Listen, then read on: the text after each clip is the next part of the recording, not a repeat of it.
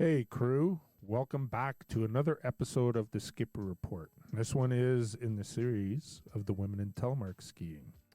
In this episode, I sit down and talk with Larissa Pitton of Golden, BC, by way of Switzerland, where she was born. And in this episode, she gives us her backstory about growing up in the mountains of Switzerland, taking up skiing as a young person, making her way into racing, being exposed to telemark, coming to Canada, racing here, becoming an instructor for alpine skiing, and all of that sort of stuff, which finally evolves into a very unique program that she's got going, operating out of Golden. So grab yourself a beverage, sit back, chill. I hope you enjoy this episode of the women in telemark skiing. Hello, Larissa. Hi, Keith. How are you? I'm good. Yourself? Nice to meet you. Nice to meet you too. I heard about you from North Shore Telemark guys there. Oh, yes. Yeah, and then I started listening to your podcasts, and it's really cool. Oh, awesome. Thanks. Yeah. Yeah, it's been lots of fun doing this. Especially the women in telemark series. I really enjoyed doing that. So this will be part of that. I'm not going like doing a whole, I don't know what it was, 2 months, I guess, or more than that. And but I'm just interspersing all the telemark episodes and the women in telemark episodes all together. Yeah. That's very cool. Yeah. So welcome to the Skipper Report. And for the listeners out there, maybe you can tell everybody who you are and where you are. Hello, I'm Larissa Pitton. I live currently in Golden, BC, Canada. Yeah. I'm originally from Switzerland. Okay. I moved to Canada 25 years ago, 4 years ago, something like that. And yeah, I'm a telemark instructor, course conductor, and also alpine instructor, course conductor. Part of the Canadian telemark demo team. This year, I'm the assistant coach, and I've been to two interskis already, and I will go to the next one in Vail. Very cool. And it's an exciting time, yeah. And yeah, that's what I'm doing right now. And interski is every 4 years, correct? Yeah, Yes. yeah. All right. Very cool. So I was just going to ask you something because you operate out of Revelstoke, right? Golden. I'm Oh, more okay. You're in. Golden. Oh, okay. Yeah. All right. Okay. So I must have got that information wrong because when I was looking at the time differences, I guess Revelstoke is in Pacific and Golden is in Mountain. That's right. Yeah. Which is good. Yeah. All right. So how I have to ask you. So your ski background. Yeah. When did you get alpine skiing first? I guess. Well, I grew up in Switzerland in a ski resort called Haute-Nanda. It's in the Alps, close. It's part of Les Quatre Vallées. Oh yes. Yep. You know, Verbier. Yes. There's a big freestyle. Yeah. So I grew up basically most of my life before I was northern Switzerland anyway, and then grew up most of my life that I lived in Switzerland in that ski resort. And yeah, we grew up skiing. It's just a part of living there. Right. Yeah, it's like it was, babysitting. You go skiing. Yes. Like most Nordic countries, right? Yeah, exactly. So yeah, so I grew up skiing. It started when I was 2, 3, something. I have pictures. I don't remember. Right. And yeah, and then I got into the ski racing, Okay. Yes.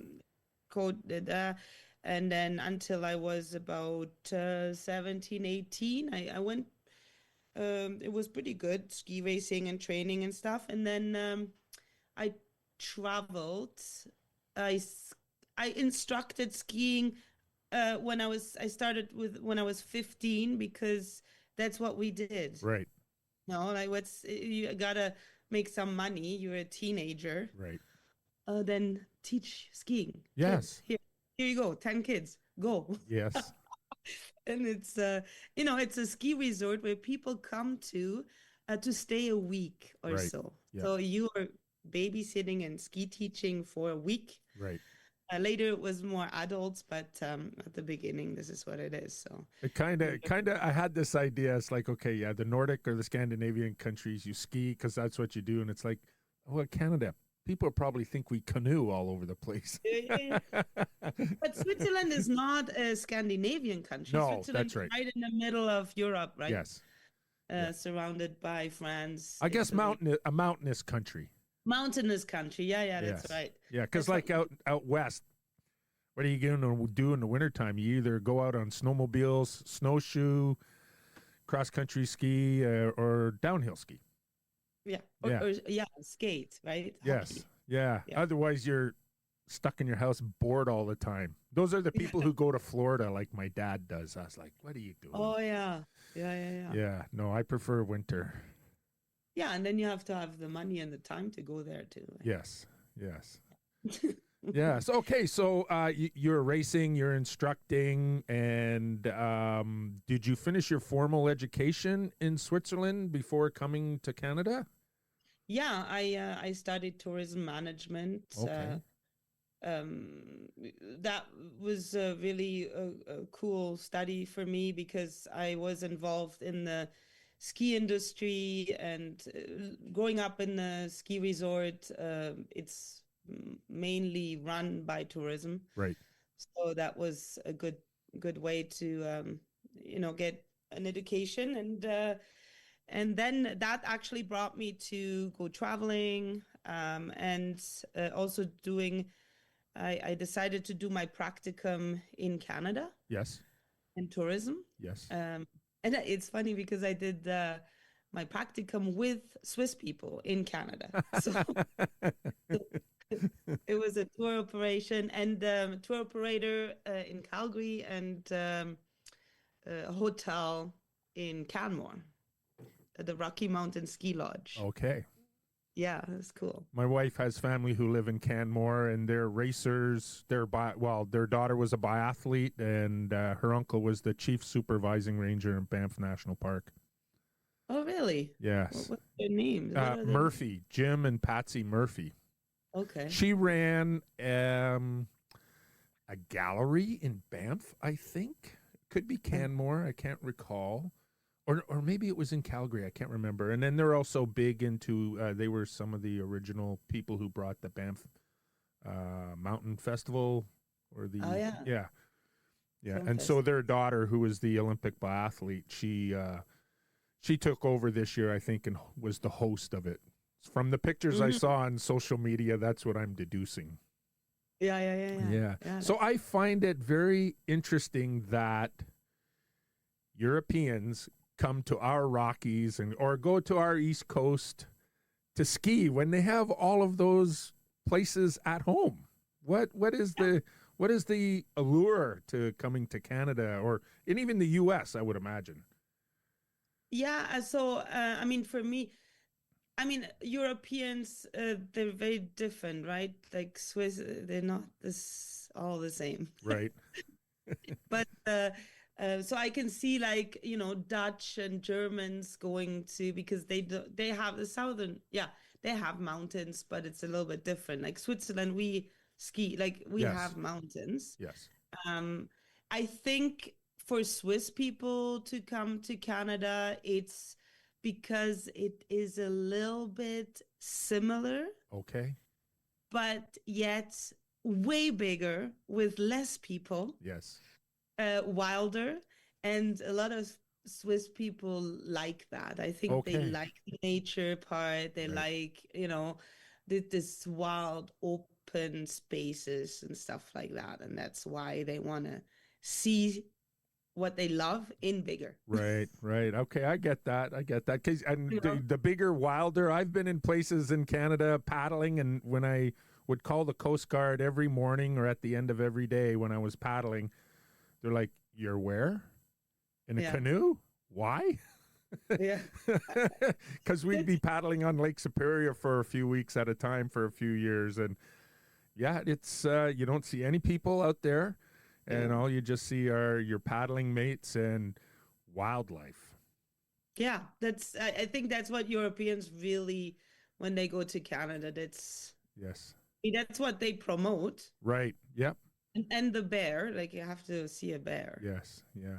I always remember that my last paddling trip, maybe if you've been camping, it's like cold at night and you have to pee, but you think you can hold it. And then all of a sudden, I guess my tent mate, he had to go for a pee. And I heard that zipper go and I was like, oh, I have to go now. So we got up and we're peeing, looking at the Lake Superior. And I am glad I got up to pee. I have never seen a starry night like that. It was like we could see Rossport, lighthouse in Rossport in the east. We couldn't see anything to the west, and like it was just stars right to the horizon. It was such an incredible view. And so I'm glad that my tent mate opened up the zipper, and I was like, oh, damn, I got to go now. You always wait for the other one to do that. That's right. Enough. And you know what? When it comes to skiing, I'm always that other one. I know my limits. There have been times where I've been in some training camps, and it's like, okay, I'm saying uncle. And as soon as I say I'm giving in, 2 or 3 other people give in right away. Yeah. So that's pretty cool insight that they want to come and see a larger, wilder. Because you know what? I was a teacher, and my second teachable is history. And I'm always amazed, you know, like Canada is a very young country compared to Europe. And I when I was interviewing Corey Schneider, who used to be on the U.S. national team, he was saying he works for Red Bull in Salzburg. And he says, yeah, just down the road from where he lives, there's a cathedral that only has 3 numbers in the year that it was built. Uh-huh. Oh, yeah, it's crazy. It's old, yeah. Yeah, and my family's been here, part of it has been here for 400 years. Oh, yeah. Yeah, so, and that was definitely wild. The guy who came here from France, there were only 25 people who lived in Quebec City. Wow. Yeah. Yeah. Yeah. Yeah, it's one family or what? Yeah, for sure. So, what got you attracted to telemark skiing? Well, I was alpine skiing, racing, and you come to a point where you know every bump, every turn, and then you just. I had a friend who he was like he did everything: mountaineering, climbing, everything, and of course he showed us telemark ski. He's like, hey, there's this new thing. Right. It was at the late 80s, beginning 90s, and yeah, and he showed me telemark skiing, and I really enjoyed it. That was a challenge, and I loved it. And so I'm just thinking the timeline in my head. You started that in Switzerland then? Yeah. Okay. And yeah, we were a group of skiers and friends. So we would go up to little chalets and ski around and back country and eat fondue and go outside in the middle of the night and whatever. Yep. And had fun and that's what we did. So telemark skiing started to become the thing. Really? Wow. Yeah, but I didn't start with the leather boots though. Okay. No, it was the T4, the first Scarpa. Yep. And yeah, that 2 skis. I remember straight, long. Right. I always remember that when I interviewed. I don't know if you're aware of a guy named Bob Mazerai. He lives in Verbier, and he's originally from Los Angeles, and he went over to Switzerland to ski. And if I can remember the story right, he was camping on the mountain in Verbier, And Hmm. he said post offices in Switzerland are a little different. I guess they're kind of like a community center, sort of. Oh, I don't know. Because this one lady took pity upon him, or a young woman did, and allowed him to shower in the post office, I guess. And he ended up marrying her and living in Verbier, spending all his life there. But as a young man, he was telling me about how he went to this party, and these older guys were talking about, oh, yeah, we're going to do the oat route. You know, does anybody want to come? Yeah, yeah, yeah, And he yeah. said, oh, I'll come. And a bunch of other people said they'd go. But he was the only guy who showed up. He was a young man. And these guys like Marco Shapiro, he's a photographer, Mhm. ski photographer. John Faulkner, I don't know if you're aware of him. He played James Bond in some of the movies. He was a skier. So he's up there with all these 3 or 4 other guys.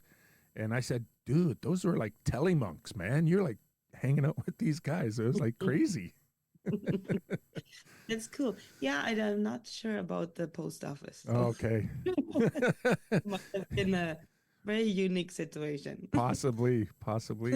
So you've gotten into telemark skiing Yeah. before coming to Canada. Did you race in telemark skiing also? Yeah. So no, but that was after I came to Canada. Oh, okay. In the late 90s, beginning 2000. I well, my practicum and that tourism took me to Edmonton. Yes. So I lived in Edmonton, and but I wasn't close to mountains, and skiing was always my thing. And somebody told me, go to Snow Valley. They Right. can ski there. So I drove by Snow Valley a few times. And me growing up in a huge ski resort, I looked Yes. at that thing. I'm like, I've never seen anything like it. So So is Snow Valley a small hill outside of yeah, it's Edmonton? just a river valley Yeah, hill. okay. Yes, because I Like, understand that in the prairies they ski the ravines. yeah, the Okay. ravine. So I'm like, "Ugh, I don't know. This looks like nothing. Like how? Right. I'm gonna do one turn, you know. Anyway, I decided to go because I needed to meet people too. I was Yes. like by myself. I didn't know many people, so I went, and said, "Hey, I'm interested in working here as an instructor, or whatever." So I had to do my level 1 CSIA. Yes. I was like, "Hey, I've taught, so I had to so I did it, and it was okay. Like, it was fun." Yep. And turned out that I met a lot of great people there. I had a lot of fun. And I even started a telemark course there. I Cool. got people Yep. into telemark skiing a little bit. And I saw an ad for, or somehow I learned about telemark racing. Yes. And there was a race on in Kimberley. So I drove down there. I thought, hey, let's give it a try. And I met the Telemark crew of Western Canada there. Very cool. And I did that race. I won. Oh, right on. Yeah, it was cool. But there was the other girls and guys from the States. And then it was kind of a tour that they did. It was the Canadian Nationals. And then they went to Whitefish for a World Cup race. Oh, wow. It's like, come along. Man, And, those were the days, because that doesn't yeah, and I was exist like anymore. so new to it, Right. it's like no idea. I found it so cool. So I went to Whitefish, Yeah. and I met the guys from Quebec there. And they're serious, Yeah. Serious. And GF from Mont-Édouard there at the time. He said you need bindings that are releasable, a different thing. And he lent me his training skis. Oh, that wow. were way Nice. too long for me. Yeah. And but I still raced with them. Yeah. And at the same time, I met the Swiss team, and it was so funny because the one girl, Françoise Mater, who ended up being the world champion Right. later, she is the sister of a girl that I used to alpine race with. Oh, wow. So all of a sudden, I am in Whitefish, Montana, Yep. and I feel like family. Yeah. Yeah. Everybody, you see all these people, and it's super fun. That's very cool. So how long did you race for? I raced for about 4 years. Okay. Yeah, because it is not cheap. Nope. It's super fun, but I mean, yeah, you need Yeah. some money too. I know I just interviewed Adrian Ball. I don't Yeah. know. And Yeah. and so, I put things out every 2 weeks, but I've been working so hard. He and I have been trying to get our schedules to work. It's taken since he became world champ to Hmm. just last week to get the interview done. So I'm going to put it out tomorrow. Hmm. And but yeah, I've had some. When you were talking about small hills, we have a small hill where our family grew up, my Hmm. daughters, and I always tell people it doesn't matter where you get your turns, because on that little hill that's 300 feet high, three boys were in the Alpine World Cup racing over the Yeah. last 20 years. Yeah. So Yeah. yeah, it doesn't. And I always think it's better to grow up on a small hill because you get to see your coaches more often. Yeah, maybe, hey, yeah. Yeah, yeah, I feel like in the East there are really more opportunities and maybe groups and training system than in the West, yes, because the mentality is very different. Of I find my yes, experience of the Telemark skiers in the West or in the East. right, I think it has to do with the terrain and yes. the what you have. So I don't know how many resorts are in Ontario and Quebec, but I do know that New York State has 50 ski resorts. mhm. So I don't think there's 50 ski resorts in the American West. I might be wrong. Somebody will shoot me down, but Oh, I don't know. but if Anyway, you but think of, I mean, they all disappear in the yeah, wilderness. that's right. Yeah. Like, Yes. and Yeah. So when you combine like Vermont, New Hampshire, Maine, New York, who else has got Pennsylvania, there's a whole pile. yeah, And then you have the Midwest, right? So yeah, yeah, yeah. So yeah, no, that's cool. So you raced for 4 years. You got yeah. this. I raced for Switzerland because I didn't have my Oh, Canadian citizenship. okay. So a couple of times I went.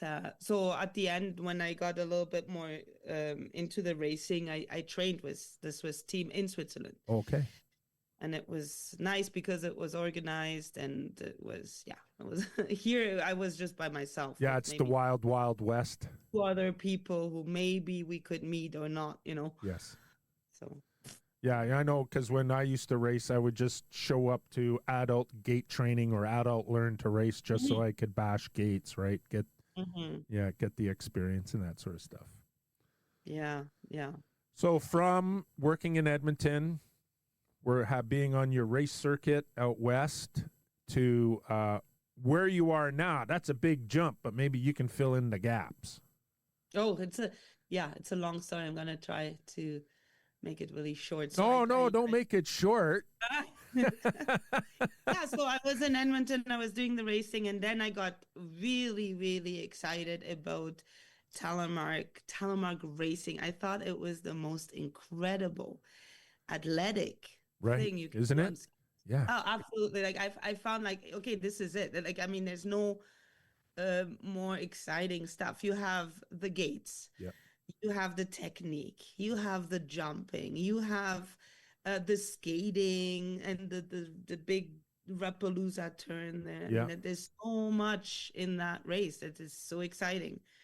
So I was very, very excited about that. So I decided to organize a festival in Jasper Oh, because I was cool.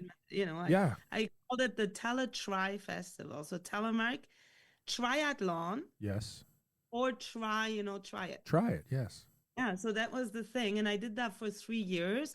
A lot of work, like and all Oh, these yes. other people you talk to know how much work it is to just get this going. But at the time, I think the ski resorts were a little bit more open Yes. to, like, especially here, to trying these things.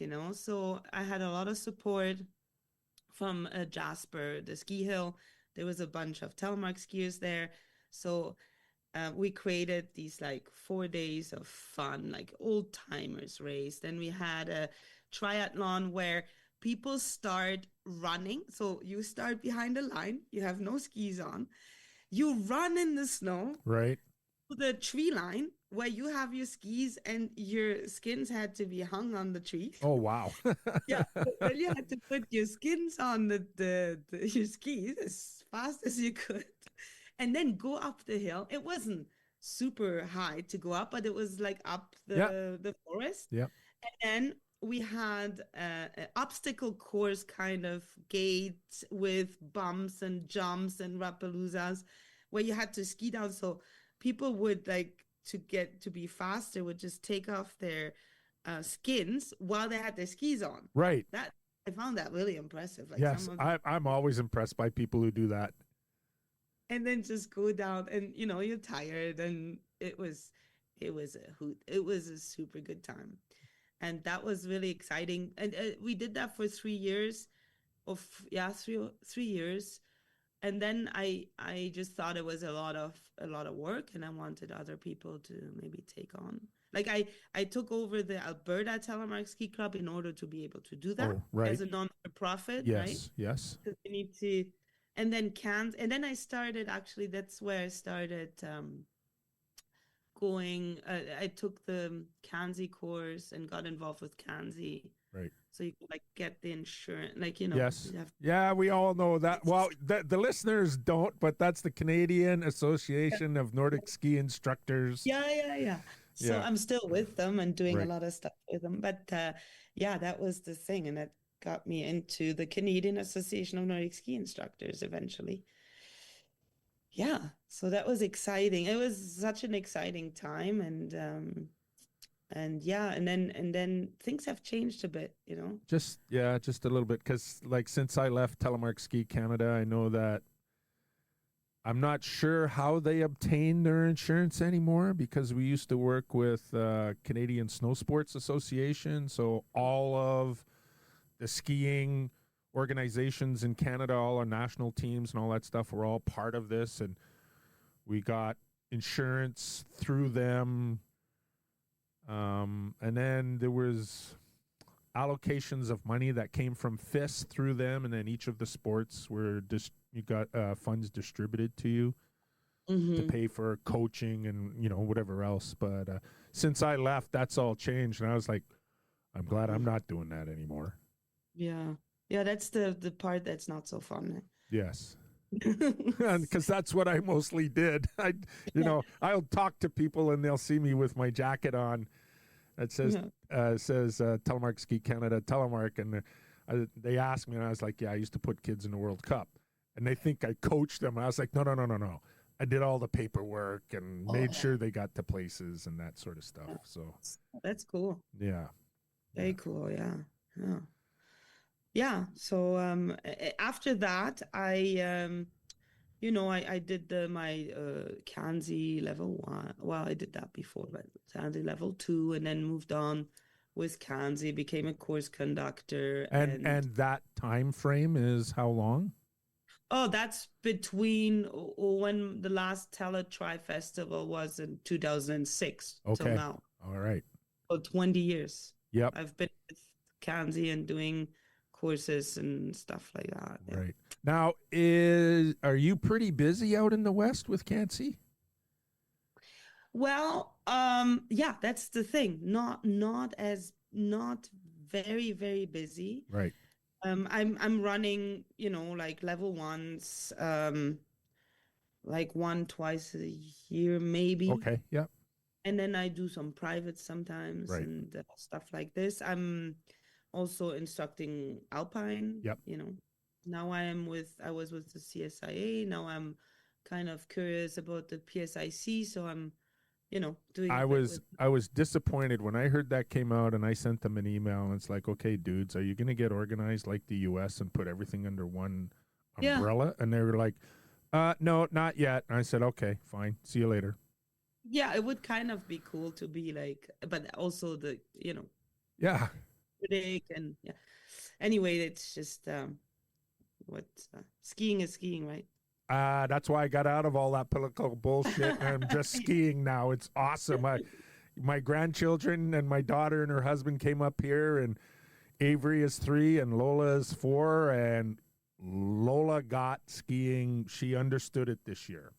Mm-hmm. And That's cool. That's what it's all about. And like Yeah. a couple of days before that, somebody had said, asked my wife about her son skiing for the first time, and I was like, is Blair asking me to take Fraser out? Because I will. I'll just, they paid for my ski ticket, and he's hooked. He's like, oh yeah. And she's like, thanks, Keith. Now I need a second job to pay for all his sports he does.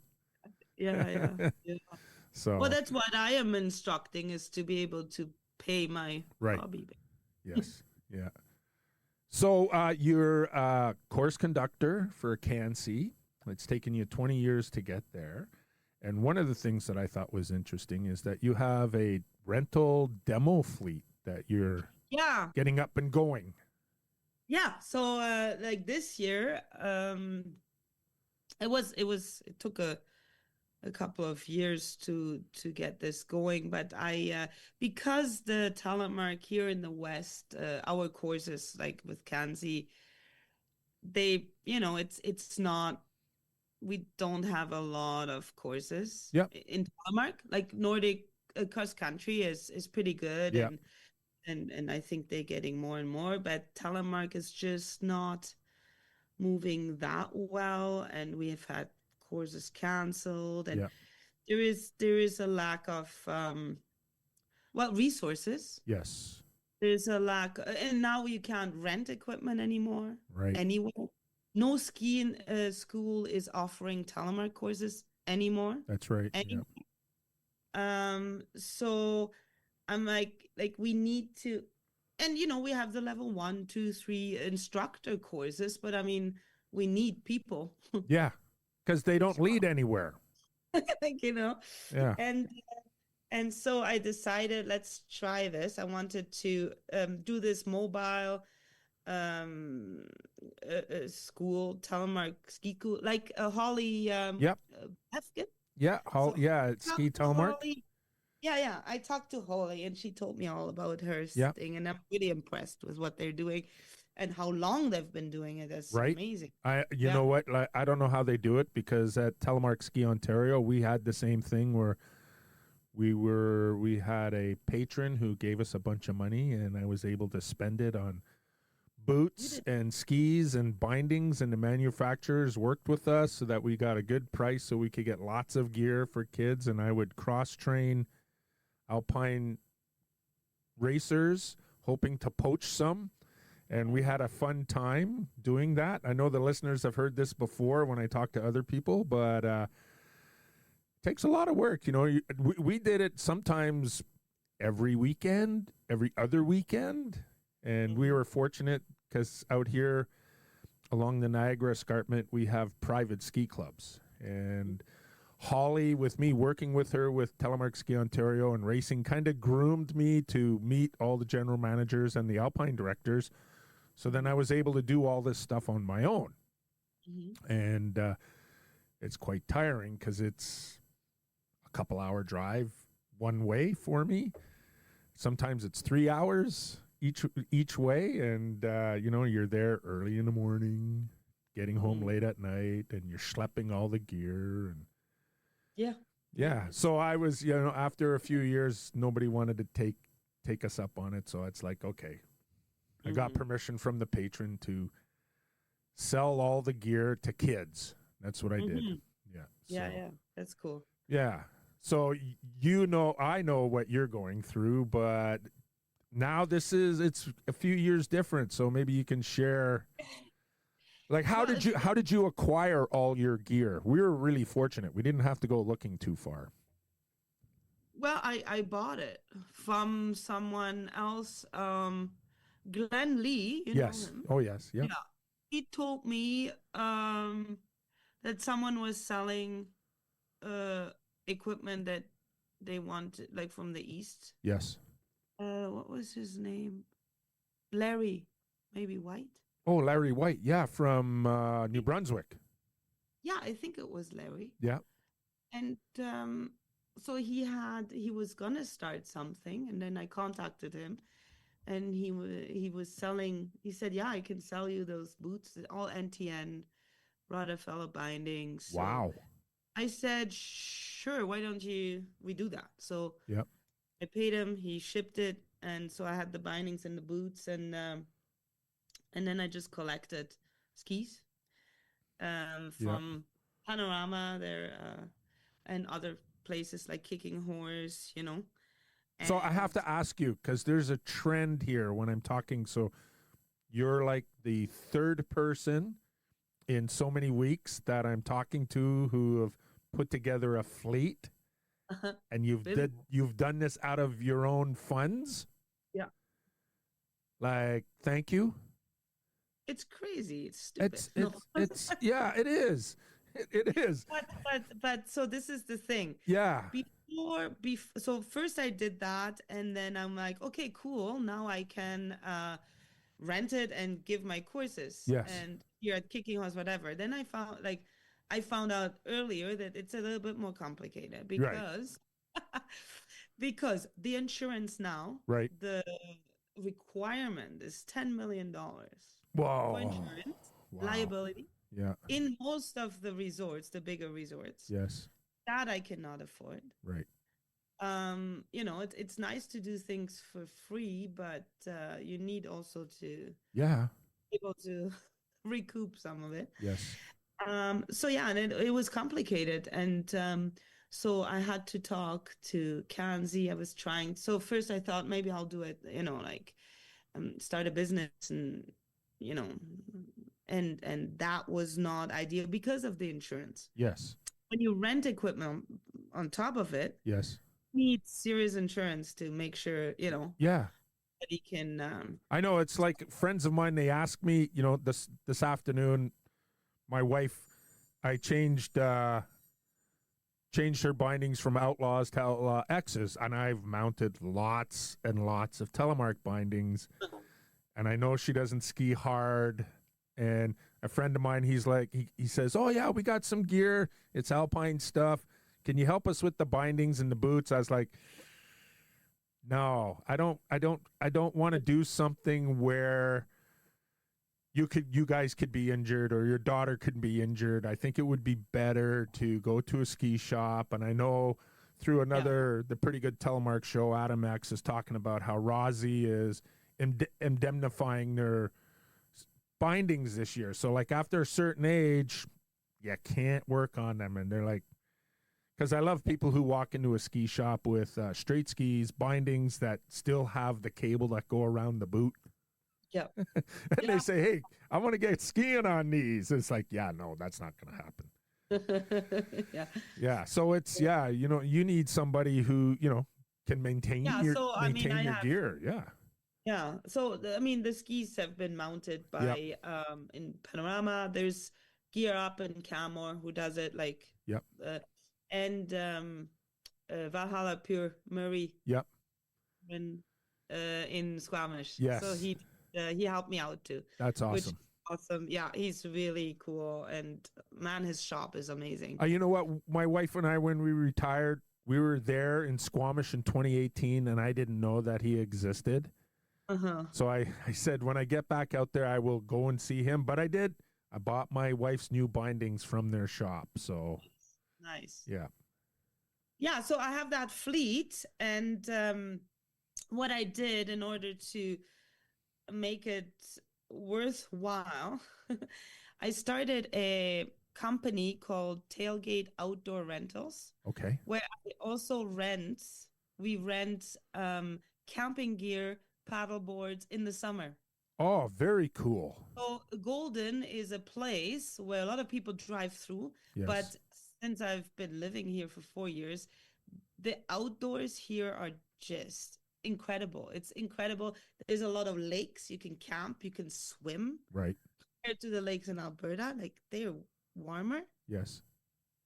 And it's really cool. So people traveling, flying in, traveling, and they want to go camping for a day or two, or backpacking to a lodge, or Right. we have the gear. That is so cool. That I did not Backpack. know. Yeah, so backpacking, bear spray, Right? like stuff that you cannot bring on a plane. Yes. Also, people that, sometimes they come from Ontario or Saskatchewan and they have one car and they can't put everything in there. Yeah, because when we did our trip, we had a 41-foot fifth wheel toy hauler. Uh, yeah. We have Yeah, well, bikes. We have bikes in the back, paddle boards in the back. yeah. Like, yeah, there's a 13-foot garage in the trailer Yeah, yeah. that we put But our people gear in. also, yeah, but it's expensive to buy all this equipment. It And is. if you just do it once a year, Yes. might as well rent it for like $150. And Yeah, exactly. so anyway, that's the So that before, in case I forget, where do people find this business of yours? What is the website? we have a website, Tailgate Outdoor Rentals. Okay. And the link is on the Kanzi website too. With Okay. I will put a link in the social media stuff that I do. Are you on Instagram? Yeah. So I have my personal ski on tally. That's me, and I also have this program that I started with Kanzi, Okay. and it's called Discover Telemark. Okay. So this program is very special because Kanzi until now has offered courses to become an instructor, right? Yes. Yeah. And I found that a lot of people want to just get a lesson or try to learn about telemark skiing. Yes. And with Kanzi, we worked on this possibility to have Discovery Telemark that is before. So you don't have to become a member. Right. You can do that course to learn about telemark skiing and then decide, hey, I want to do the level 1 or I want to, and learn a little bit. And with that, there's the ski rental that you need because there's nowhere else you can rent it. That's such a cool idea. Yeah. But this program I'm trying, so the idea of this program is not a beginner's course. Right. It's I'm aiming it to alpine instructors, snowboard instructors, etc. Because the course Discover Telemark Skiing, my idea is I want to get people to learn about mobility, range of motion, this stuff first, and while they're discovering their own range of motion, mobility, flexibility on skis, will learn telemark skiing. So it's not, I don't want to, it's not about, I want to change a little bit the idea or the stereotype of telemark skiing, because the equipment that we have now, that NTN equipment, is such an amazing tool to discover and understand biomechanics. And how how far you can move in your boot, in your joints, in your hips. And together with a personal trainer who is a professional life coach, and she also is like, that's what she does. We put together a program where we use telemark skiing as the tool, as the gym tool, to give people personal assessments on their mobility and range of motion, and also show them how they can use this tool to find out about their own students if they're instructors. Because we learn when you have students, we connect with them, and then we find out if they have any injuries or whatever, and then they tell you, but you want to go a little bit further and actually see what the range of motion is. Because I found like people that I'm teaching, like different ages, especially a bit older too. You ski for 30 years, 40 years, you've skied a lot, you've done all these skill exercises, tasks and stuff like this, but certain things are just not not getting better, and it might have to do with um not a flexible, maybe you're flexible enough but you're not mobile enough. Right. And this telemark skiing can really this create this observation that you cannot get Yes. with alpine skiing, because you're in a stiffer boot and a Yes. stiffer Yeah. equipment. And with cross country skiing, you don't have the same g-force Right. when you ski, right? Yes. Yep. So it is really an amazing tool in between, Right. where you can exercise mobility, range of motion with the weight With and the weight. Yes. Yep. yeah.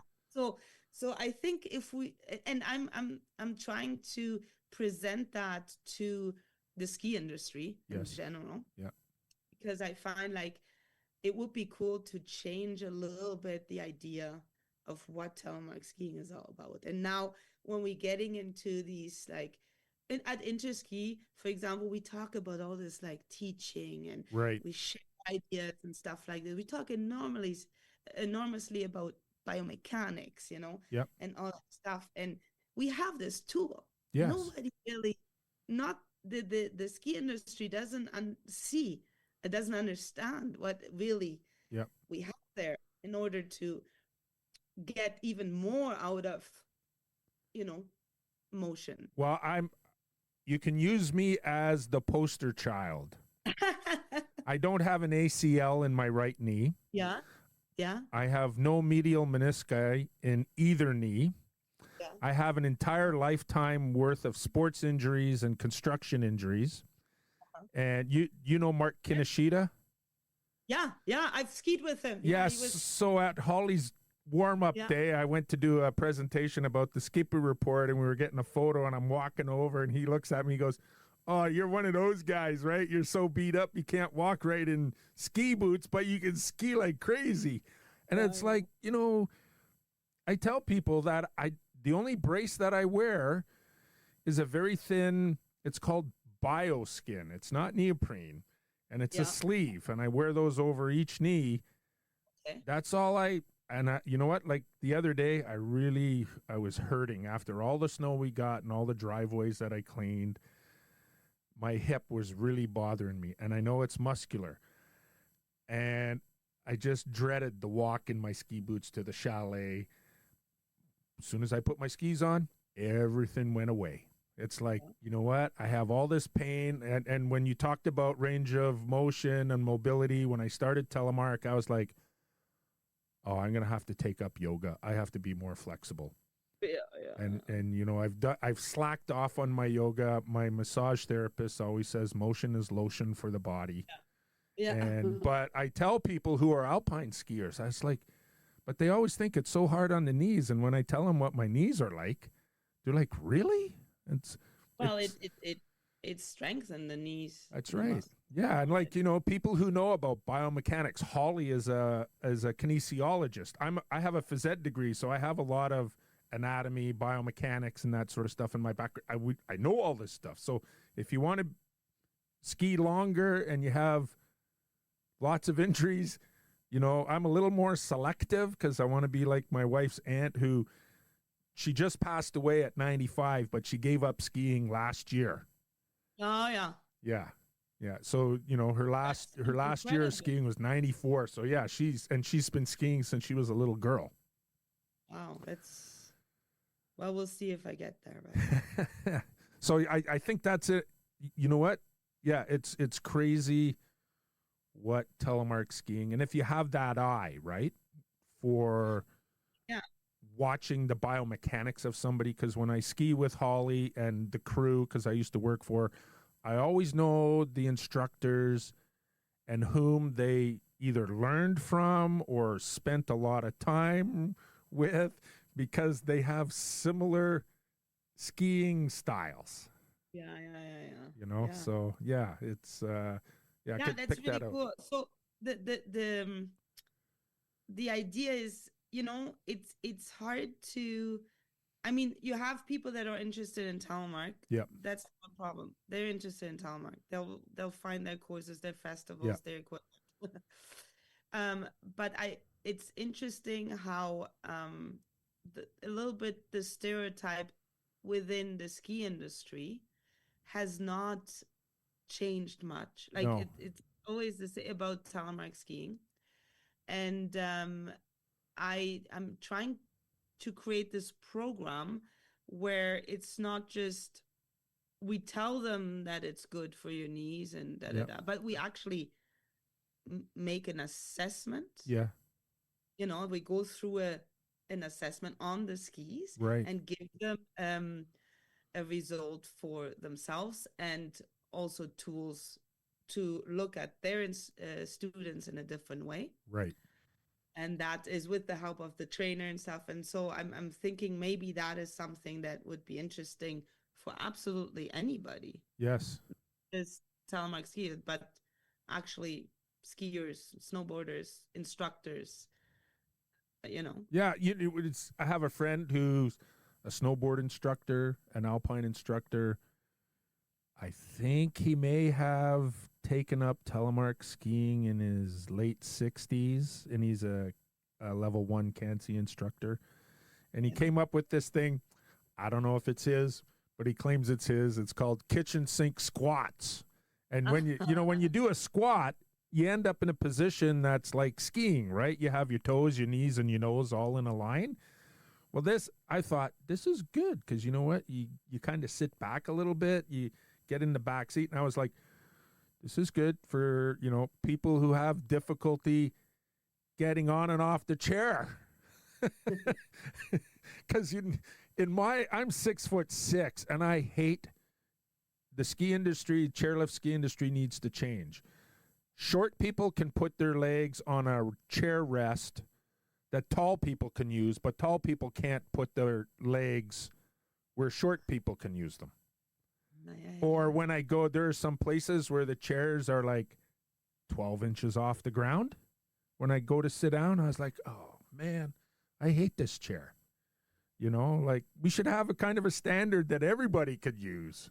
Yeah. So, yeah, it's just I think that's really great that they get an assessment through the telemark skiing. Now, after they get the assessment, is there a prescription, an exercise prescription that goes along with it? Yeah, absolutely. I mean, with that, they can figure out, like, for example, you might be like really strong, Right. like have strong calves, and but you don't have a big, you're not very flexible, Right. or very like, and then your range of motion is not big enough. Like, for Yes. example, in your hips and knees, Yes. and especially the ankles, Mm-hmm. And then, once you know that, you can either practice to change that range of motion Yes. in the gym, or we can create skill levels, exercises, tasks that will help them get there. Okay, cool. And then if there is anything that might be a little bit more intense that a professional trainer needs to look at, Right. we are in contact with professional trainers that can give them, online suggestions and stuff like this to get better. And the goal is for people to ski longer, Right. to feel better. Yes. And that's the goal, because the goal is that people can ski longer, ski better, feel better.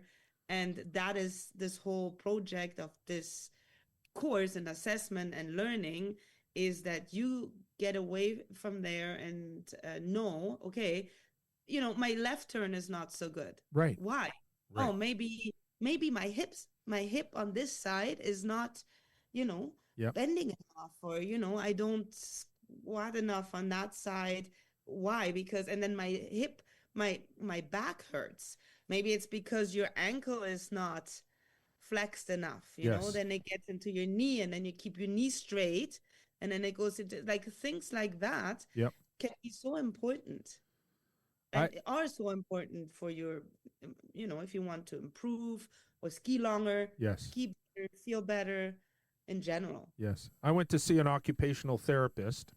He generally works with children, and he works wonders because one of my friends took his son there, and Anthony, my friend Blake didn't think Anthony was doing anything, but then all of a sudden, when Simon was younger, as he's going through the treatments, all of a sudden you could see this huge difference. Mm-hmm. And so when I went to see Anthony, he goes, and he's Chinese medicine, and he explains his different orthodox of how he does things. And I was like, yeah, no, I'm cool. And he's like, okay, so you have a problem with your left leg, but I have to work on your right side of your body. I was like, yeah, well, that's cool. And then as he's got his hands on my back, and he says, oh man, you have a lot of problems. I said, yeah, my wife tells me that all the time. And he says, your C1 is out of place. And so for the listeners who don't know that, that's my first vertebrae right under my skull. And I said, oh, that's what happened when I fell off a roof. And I landed on my feet and tumbled and rolled, and I felt some noises. And I had a very bad neck injury playing basketball in high school, and it felt like the same, but it wasn't as bad. And he says, you're a big guy. I'm going to put it back in place using my fingers. Please don't hurt me. Anyway, so he just used his two fingers, went underneath my skull, and pushed the vertebrae back into place. Wow. Yeah, no noise or anything. And you know what? After, I was just, and I didn't even know that it was out of place. But yeah, that when you talk to, practitioners and that sort of stuff, I think at that point I had a physiotherapist, a chiropractor, and an occupational therapist working on me at that time. Yeah. So, and that's because of a lifetime of sports injuries and beating the crap out of my body doing construction. Yeah. Well, no, I understand that because I'm a woodworker now. Oh, okay, cool. Years I've been, so I got injured in August, like my calf. I tore my calf muscle. Oh. And that's how I ended up going to physio. And that physio referred me to Kim, and I started doing personal training. But that program that they have is very interesting because it really analyzes and assesses your personal physical being. Right.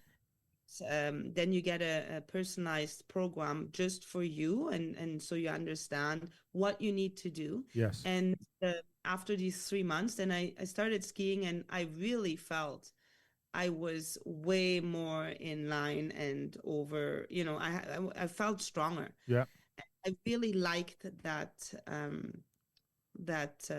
program, and I decided, why don't I use it? Right. This program, and use it on a moving surface. Right. Like skis and Telemark skis, because what they do and how they assess you is we can do that on Telemark skis, and it's different if you do it on dry land and standing. Right. Then you actually do it in a moving situation. Yes. So and now we're working together to create something that is, I think it's going to be something really interesting. I think that's so cool because, like, I don't think there's any, unless you are a professional athlete or, somebody who competes in the World Cup, like Lindsey Vonn, who has that army, or Jesse Diggins, who's, cross-country skier. They don't have access to something like that. And if this is like a first, I think this is fantastic.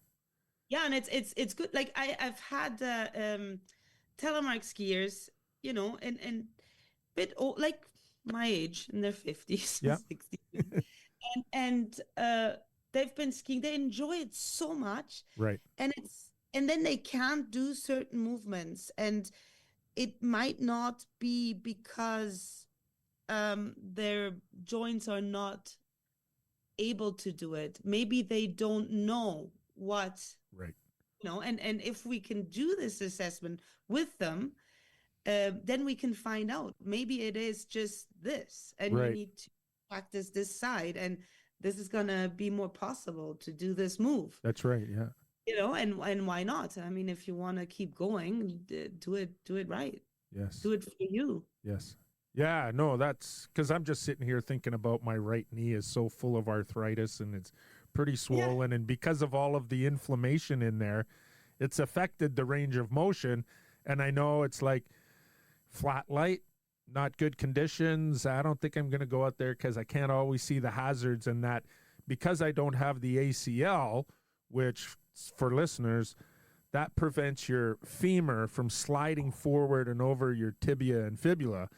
Yeah. So when I get that hard impact, that femur slides and bangs, and it's like, oh yeah, no, don't do that again. So yeah, so I'm like, I got to be smart on the days I ski, and it's and also understanding pain because right. I mean, everybody's had pains when they put on Telemark skis, but understanding where you're at, because pain is something, like you're skiing, it's the end of the day.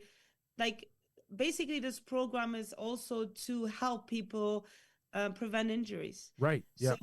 So mobility, understanding where you were at, and also with pain and fatigue, what do I do? And then have a system where you say, what is my pain level? Yep. And if you are at this and you're honest with yourself, you have to quit that day. Yep. You have to do something else.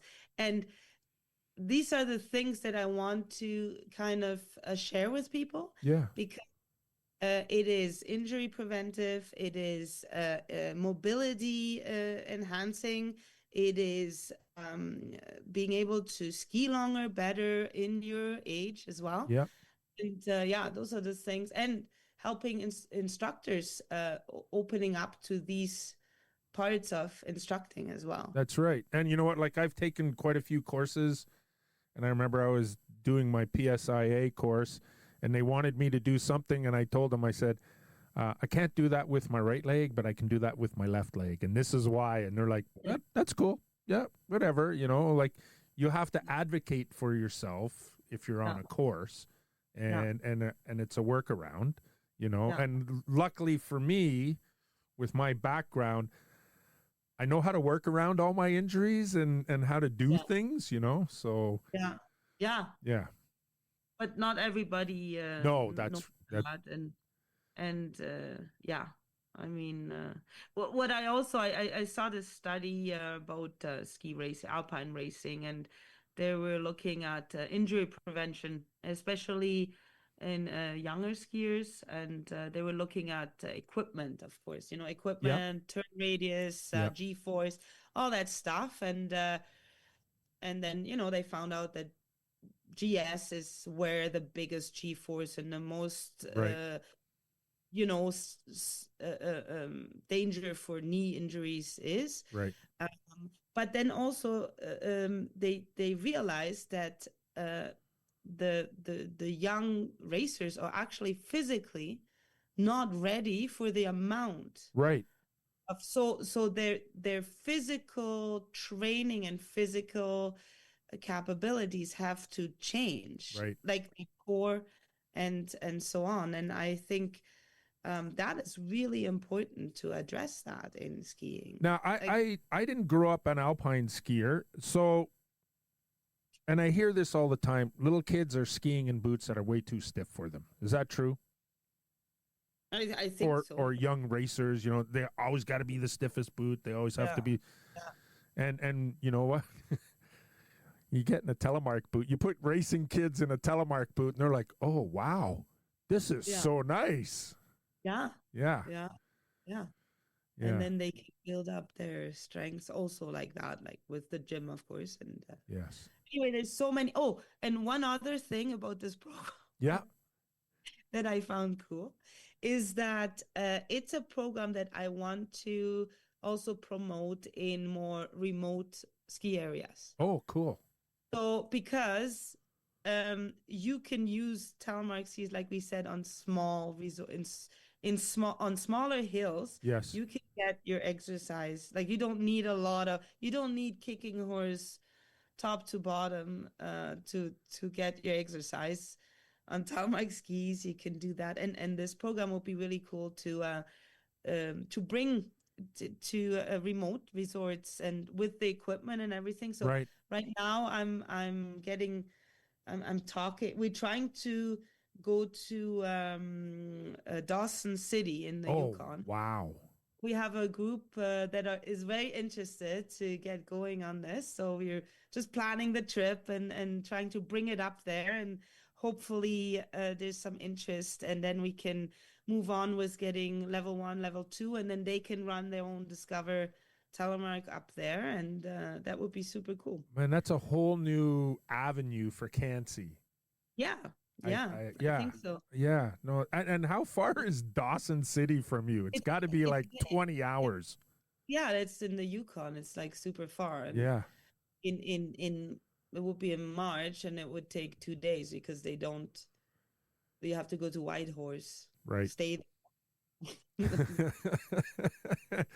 Yeah, that's why we love our big country. Yeah, and I mean, again, I'm Swiss. I like that. Yes. Discovering the country, it's cool too. Like, you know, that's very cool.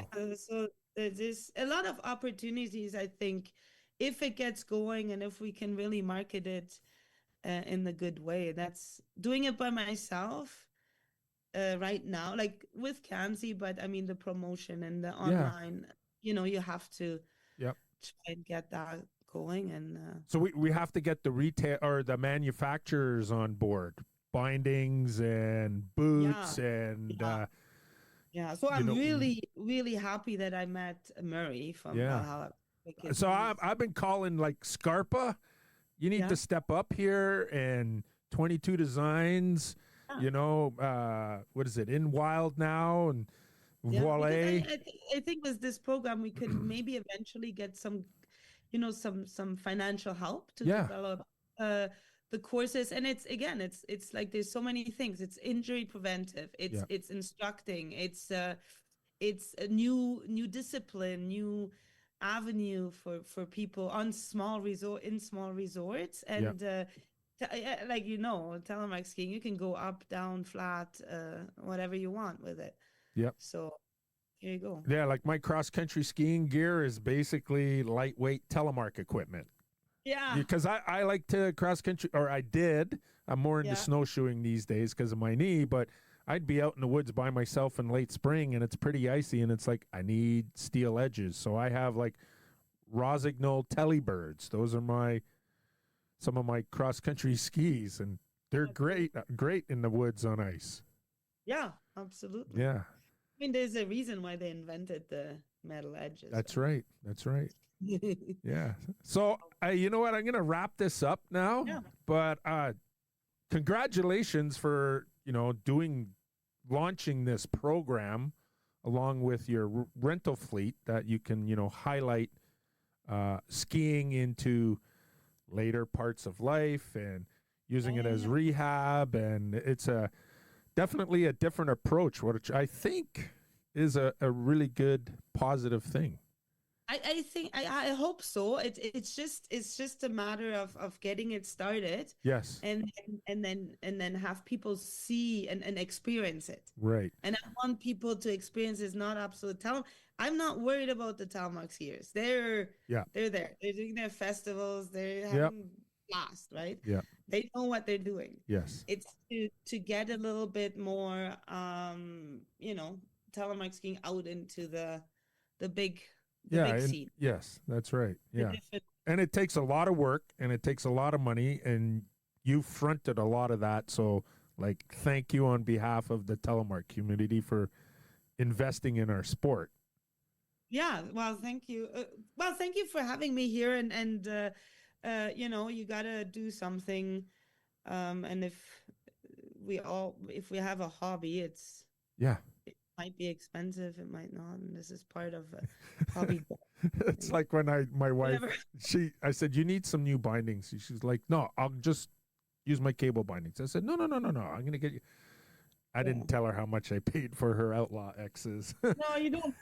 Those are things you don't talk. No, because you know what? yeah, being out there is worth whatever it is, whatever it costs, right? Exactly. Yeah. Yeah. So thank you so much for sitting down and talking with me. And maybe you can tell the listeners where they can find you if like on your program, if it's on Instagram or if you have to go to the Kansi website, Yeah, and you can remind them about your business where you have all the camping stuff, so that if they're in Golden, BC, yeah.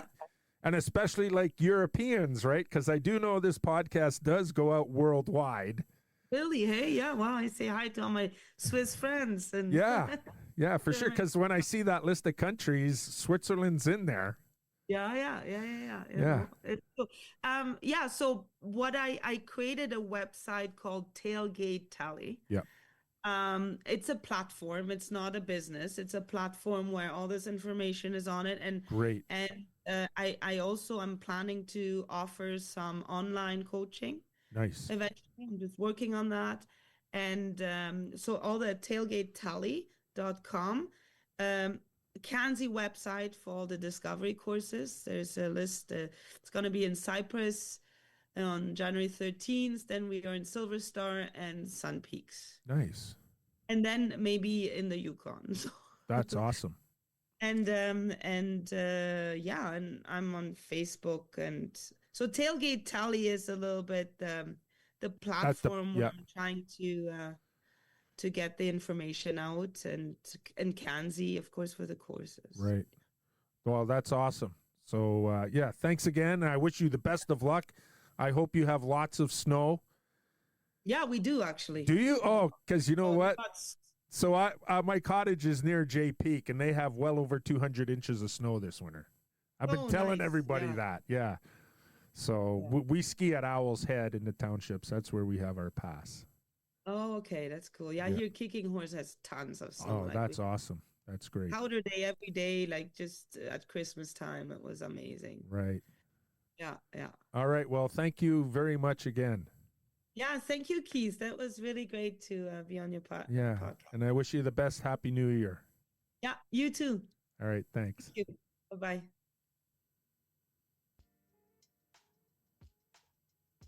Well, there you have it, folks. Another episode of The Women in Telemark Skiing with guest Larissa Pitton from Golden, BC, but originally from Switzerland, the Carte Vallée. Anyways, a huge thank you to Larissa for sitting down talking with us, telling us her life story and how she got into telemark skiing and instructing and racing, and now this really cool, unique program that she's got going. So if you're interested, you're out in the West Coast or in the Rockies, check out Tailgate Tele, or maybe if you're traveling from overseas and you need gear for other outdoor activities, you need to check out Larissa's website. So again, thank you, Larissa, for sitting down and speaking with me. And stay tuned for another episode of the Skippy Report in a couple of weeks. Peace out.